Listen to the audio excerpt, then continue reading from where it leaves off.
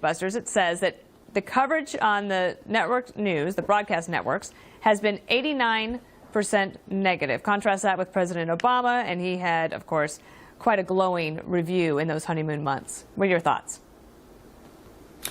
Well, first of all, I think that right now the world's oldest profession is getting a great deal more respect among the American people than the so-called profession of journalism. Journalism has died in this country. There isn't any.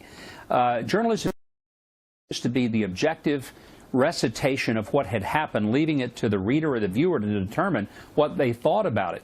Today, the commentators and the so-called newscasters are giving their opinion to the point that an analysis by Media Research Center found that when they covered Donald Trump's immigration proposal, it was 93% negative. When they covered his attempt to deal with Obamacare, it was 94% negative. And when they covered the tweet in which he suggested that the Obama administration had surveilled Trump Tower, Dana, it was 99.5% negative. I just want to know, what was that 0.5% that was positive? Because I must have missed that. Everything I heard was utterly negative.